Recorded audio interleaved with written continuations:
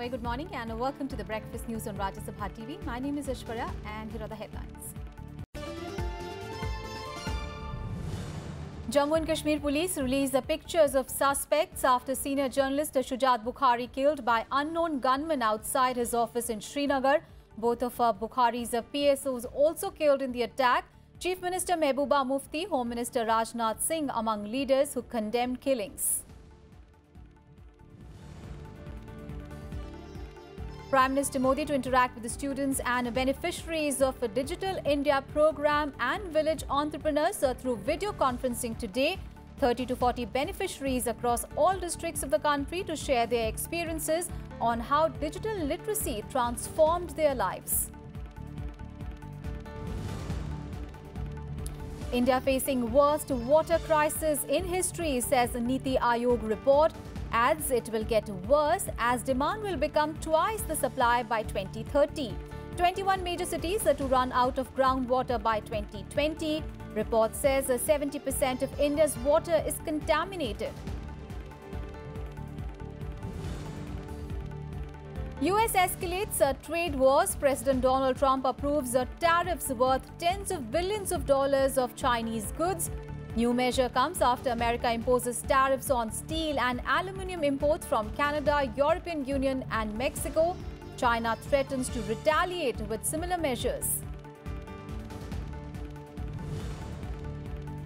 And 2018 World Cup opens in spectacular fashion. Russia defy recent poor form to thrash Saudi Arabia 5-0. Biggest win by the host nation in the opening game of a World Cup since 1934.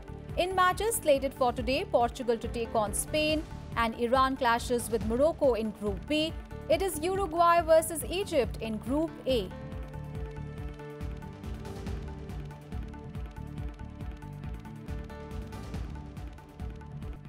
A top story this morning, hours after veteran Kashmiri journalist Shujat Bukhari was murdered, Jammu and Kashmir police have released pictures of 3 bike-borne suspects who were caught on a CCTV camera.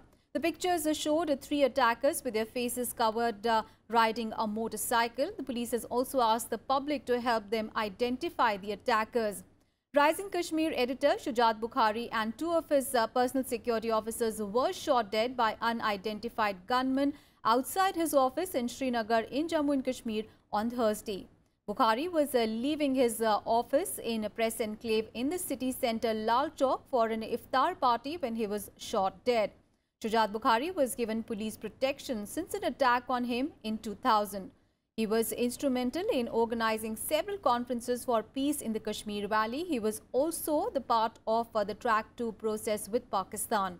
He is survived by his wife, parents and 2 children. And politicians cutting across party lines have condemned Bukhari's murder. Expressing shock over the murder, Chief Minister Mehbooba Mufti denounced the mindless killing of Bukhari by unidentified gunmen. Mufti visited the family members of the journalist yesterday. Home Minister Rajnath Singh called Bukhari's killing an act of cowardice and called it an attempt to silence the saner voices of Kashmir. He called him a courageous and fearless journalist. Former Jammu and Kashmir Chief Minister Omar Abdullah also expressed shock at the killing of the renowned journalist. Congress President Rahul Gandhi also expressed grief over the death of the journalist and said that Bukhari was fearlessly fighting for peace in Jammu and Kashmir. And leader of the opposition in the Rajya Sabha and former Jammu and Kashmir Chief Minister Ghulam Nabi Azad called Bukhari a good journalist and a brilliant social worker.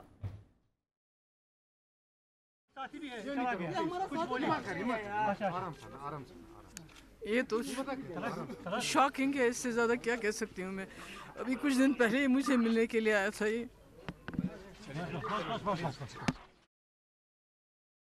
Bukhari साहब की जो हत्या करी है आतंकवादियों ने, उसकी कड़ी निंदा करता हूँ। बहुत ही शर्मनाक ये घटना है, शर्मनाक हरकत है। भारत की मीडिया पूरी तरह से स्वतंत्र है और आतंकियों के खिलाफ, जहाँ पे भी गलत काम हो रहा है उसके खिलाफ पूरे साहस के साथ हमेशा लिखती रहेगी। इस रमज़ान के पाक महीने में जिस तरह से शुजात बुखारी जी की दर्दनाक मौत और उनका कत्ल हुआ है, इसको जितनी भी निंदा की जाए उतनी कम है। सुजात बुखारी साहब एक 72 जर्नलिस्ट थे, एडिटर थे। And the reporting fraternity has also condemned the murder of Bukhari. The Editor Guild of India called Bukhari's assassination as a grave attack on press freedom and democratic voices. Condemning the attack, the Editors Guild paid tributes to Bukhari and described him as a voice of moderation and a courageous, big-hearted editor who mentored a large cadre of young journalists from Kashmir. In a statement, the journalist body called upon the state and the central government to enhance security for all the journalists in Jammu and Kashmir and said that an attack on a journalist challenges the very foundation of a free press and vibrant democracy. Several media bodies, including Press Club of India, Indian Women's Press Corps, Press Association and the Federation of Press Clubs of India expressed a shock over Bukhari's killing and said that the forces working against restoring peace in Kashmir Valley have silenced a voice of reason, logic and peace. The Kashmir Editors Guild called Bukhari's death a great loss to the media fraternity. KEC demanded a speedy investigation into the attack to punish and identify the killers. And as a tribute to their editor, Rising Kashmir released its edition, dedicating it to their founders, Shujat Bukhari, calling him a thorough and courageous journalist. देश के लिए, भारत के लिए एक बहुत बड़ा नुकसान है कि इतना बड़ा फ्री एंड फेयर जो लिखते हैं, जो सोचते थे वो किसी से डरते नहीं थे, अगर वही पत्रकार को जान ऐसे चले जाएंगे तो बहुत ही दुखद घटना होगा देश के लिए, सारे पत्रकार जगत के लिए। हम प्रेस क्लब ऑफ इंडिया की तरफ से उसका नमन करते हैं और साथ में उनका जो परिवार है उनको समवेदना बताते हैं, जताते हैं। Meanwhile, more news from Jammu and Kashmir, where the bullet-ridden body of an army jawan was recovered from Pulwama district on Thursday, hours after he was abducted by militants on his way home for Eid celebrations. Aurangzeb, who was the buddy of a company commander, was shot in his head and neck. He was abducted by militants in Pulwama when he was on his way home in Rajouri district. His body was found by a team of police and army at a village about 10 kilometers from Kalampura. More news on Jammu and Kashmir. Home Minister Rajnath Singh chaired a high-level security meeting in Delhi yesterday, and during the 45-minute-long meeting, the discussion was held that a final decision on the commencement of counter-insurgency operations in Jammu and Kashmir will be taken by the centre later. The officials also deliberated on the non-initiation of combat operations announced by the centre last month in view of the month of Ramadan. National Security Advisor Ajit Doval, Army Chief, CRPG DG, BSF ADG, Home Secretary and IB Chief were among those who were present at the meeting at the Ministry of Home Affairs. Nothing binds the government from safeguarding its security and national interest. If today a situation arises where a different kind of view has to be taken, it will be taken. Because as far as this government is concerned, there is no compromise with the security of the nation is concerned. On to some other news now. Prime Minister Narendra Modi will interact with the students or the beneficiaries of the Pradhan Mantri Gramin Digital Saksharta Abhiyan through video conferencing at 9:30 a.m. today. The Prime Minister will also address the village-level entrepreneurs under the Common Services Centre scheme. Now, CSC scheme is one of the mission mode projects under the Digital India program. Reportedly, around 30 to 40 PMG Disha candidates or the beneficiaries, preferably women and the SC/ST candidates from across all the districts of the country, will share their experiences on how digital literacy transformed their lives with the Prime Minister today. And Union Minister of Drinking Water and Sanitation Uma Bharti on Thursday launched the Swajal schemes in 115 aspirational districts of the country. Addressing a press conference in Delhi, Union Minister said that the centre will spend 1,000 crore rupees to provide clean drinking water to about 27,000 quality affected habitations. Swajal scheme aims to provide villages with a piped water supply powered by the solar energy. It involves an outlay of 700 crore rupees through flexible funds under the existing National Rural Drinking Water Program budget. Well, the scheme will train hundreds of rural technicians for operation and the maintenance of Swajal units. Further, she called upon the states to ensure that the sustainable development goal of a safe drinking water for all is achieved by India by 2030. Swajal योजना के लिए 700 करोड़ हैं, विषाक्त पानी को शुद्ध निर्मल करने के लिए 1000 करोड़ हैं, ओडीएफ के लिए 30,000 करोड़ हैं और ड्रिंकिंग वाटर के लिए 7,000 करोड़ हैं। जो टारगेट दिया गया है इंटरनेशनल 2030 तक हमें भारत के पेयजल के संकट का निवारण करना है। And on to some other news, Gujarat has emerged as the top state in composite water management in the country. The Niti Aayog has ranked all the states through first of its kind index on the composite water management, comprising of 9 parameters and 28 indicators. Here are all the details.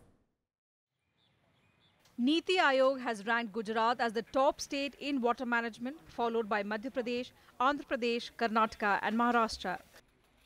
While Tripura has emerged as the top performer in the northeast, Rajasthan is the best performer in the incremental progress over the last 2 years.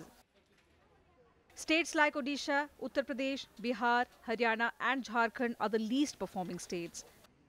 States को क्या improvement करने की ज़रूरत है और अगर वो state improve नहीं करेगा तो over a period वो उसकी position नीचे गिरती चली जाएगी और हम लोग का विचार ये है कि good governance must become good politics.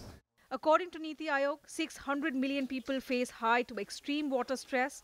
75% of households do not have drinking water on their premises. 84% rural households do not have access to piped water, while 70% of our water is contaminated.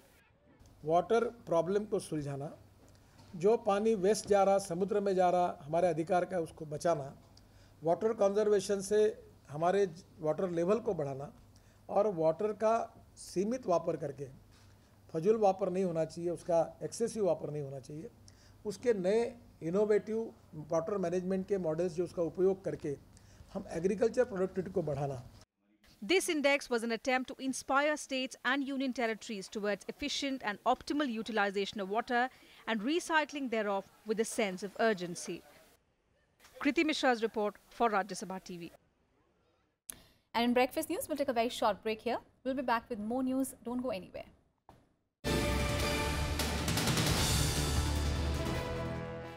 Welcome back after the break. Let's now get you all the weather updates. And 22 people have been killed in northeast of the country as heavy rains triggered flood-like situation in the entire region.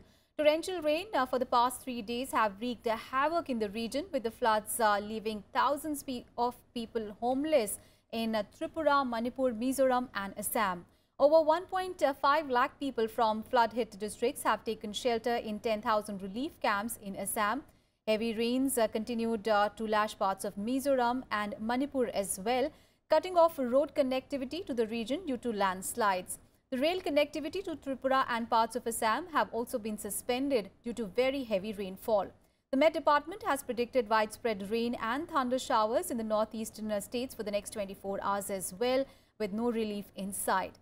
Meanwhile, 19 people are reported dead in Kerala in the last 24 hours due to heavy rains in the region. 43 people have been killed in rain-related accidents so far since the onset of the southwest monsoon in the state of Kerala. The state authorities have issued a red alert in Kozhikode, Wayanad and northern districts of the state. The Met Department has predicted heavy rain till 18th of June in the state.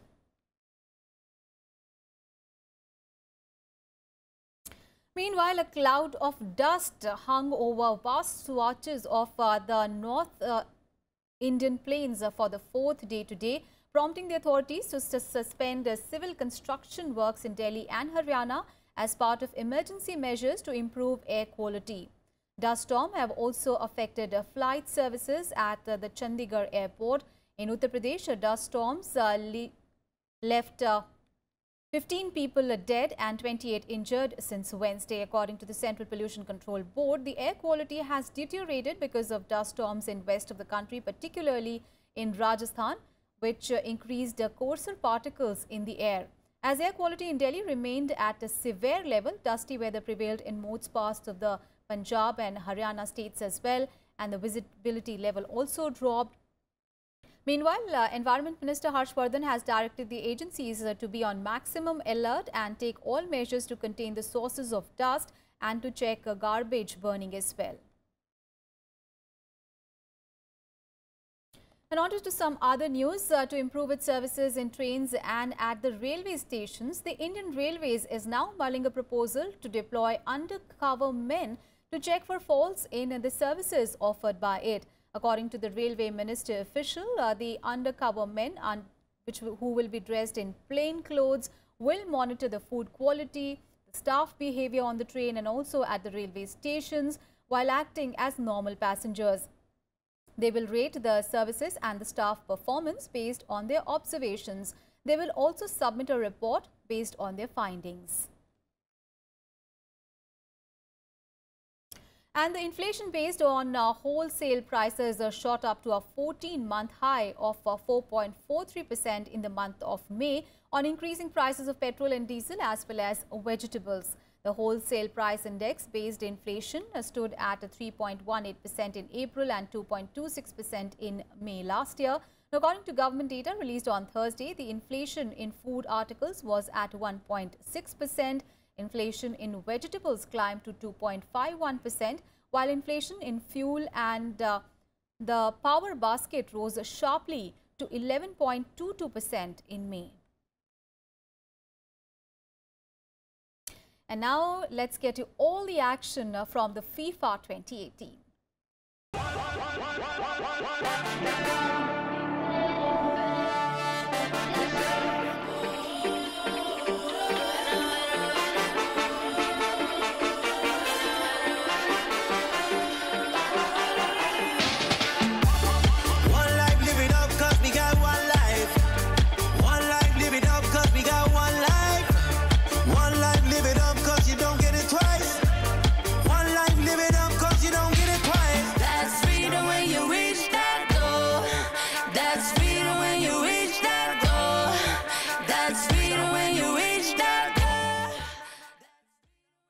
All right, so hosts Russia beat Saudi Arabia in the opening match of the 2018 FIFA World Cup yesterday. Hosts Russia got off to a perfect start as the Russian national team cruised to a 5-0 victory over Saudi Arabia.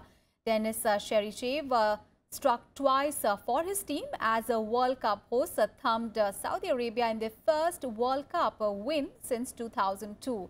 The 2018 FIFA World Cup officially kicked off last night with a dazzling opening ceremony at the Luzhniki Stadium in the Moscow city.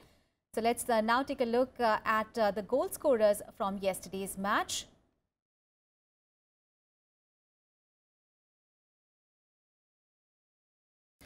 So let's take a look at the goals scored in the match yesterday. Giving the initial lead, Russian midfielder Yuri Gazinsky scored in the 12th minute of the match. And just before the time, substitute Denis Cheryshev scored for his team again. Russia started the second half with a solid lead of 2 goals, and thereafter substitute Artem Dryzuba added a third goal to the Russian tally, only 89 seconds after his introduction as the replacement. And as the match moved into the injury time, Denis Cheryshev smashed another goal, taking the tally to 4 goals, which was followed by a free kick by Alexander Golovin, finishing the game in style for Russia with 5 goals.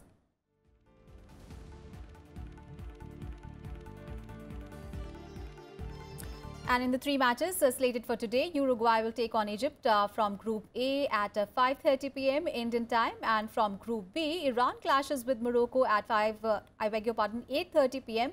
And in another interesting clash, Portugal will take on Spain in the last match of the day at 11:30 p.m. India time.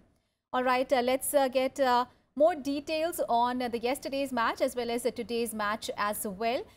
We have with us Mr. Carlton Chapman, former Indian football captain, joining us in the studio today. A very good morning, sir, and thank you so much for joining us. Sir, 2018 World Cup opening in a spectacular fashion yesterday because, you know, Russia was in a poor form, but they went on to thrash Saudi Arabia by 5-0, which is the biggest win by the host nation in the opening game of a World Cup since 1934. We could not have asked for a better start to this tournament. Yeah, very good morning to you. And Russia opened the campaign with a very, very good start. And they have all chances to go to the next round. And the way they played, the way they started the match, the way they kept the game going, they were awesome. They were just too good for Saudi Arabia. And so what do you think? You know, they were in such a poor match and then thrashing Saudi Arabia by 5-0. Probably it is the FIFA World Cup fever that has caught on to them, or what is it? Yeah, although Russia was ranked less than Saudi Arabia, they just put a great performance and they stuck to the game plan. They started the game very fast, and they stuck to the plan and they just gave their 100%. Because as we told in the opening, before the opening ceremony of the match, Russia is the favorites of last match, the opening match. All right. And Russia did everything right, and I hope Russia qualifies for the second round. Oh, is it your favorite, one of the favorite teams? Are you pitching for Russia? Yeah, because it's the hometown. It's a home team. Yeah. If they are there, everybody is having that skeptical thing that, you know, Russia is a good side. Maybe they are ranked last in this World Cup.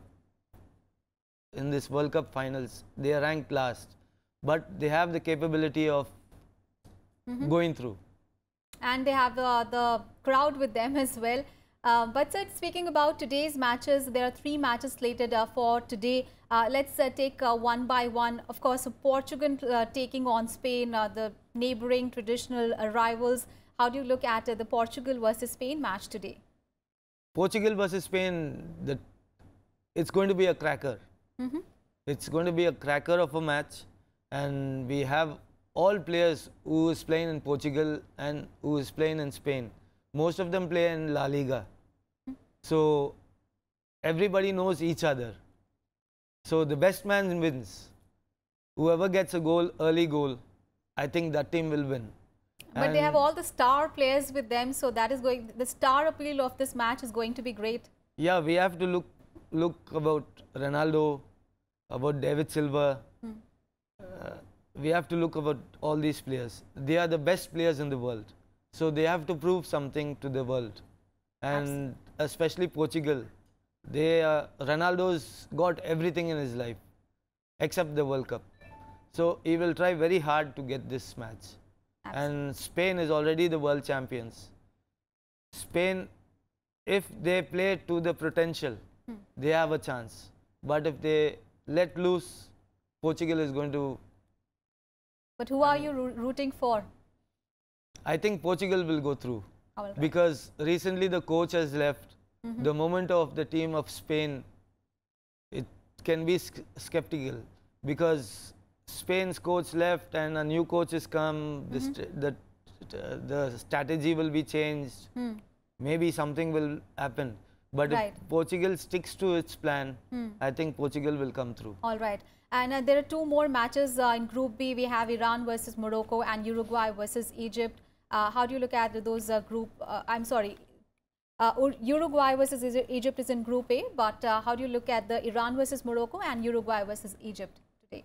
Egypt versus Morocco, the match is going to be another cracker. Because all the players are playing in big clubs. From Uruguay, all the players, Luis Suarez, Cavani, all of them are playing in very big clubs. We have Mohamed Salah playing for Liverpool. And Mohamed Salah is the main player for Egypt. If it only depends on Mohamed Salah. Right. How does he play? Okay. And in Uruguay, they have many players who is playing in Europe. So Uruguay has a good chance. All right. All right, so thank you so much for all those details and a perspective on today's matches as well. But of course, it is Spain versus Portugal that will get all the attention. But there are key matches, 2 other matches as well. Thank you so much for your perspective on that story. Let's get you all the international news now. US President Donald Trump has approved plans to impose tariffs on about $50 billion in Chinese imports, with the move likely to escalate trade tensions between the two world's biggest economies. Donald Trump has long vowed to fulfill his campaign pledge to clamp down on what he considers are unfair Chinese trading practices, but his calls could complicate his efforts to maintain China's support in his negotiations with North Korea. Donald Trump met several cabinet ministers and trade advisors on Thursday and took the decision. Trump has already slapped tariffs on steel and aluminium imports from Canada, Mexico and European allies. Meanwhile, China has threatened to retaliate with similar measures. And that's it from me and my team in this edition of Breakfast News. But news and updates continue on your channel. Thanks for watching.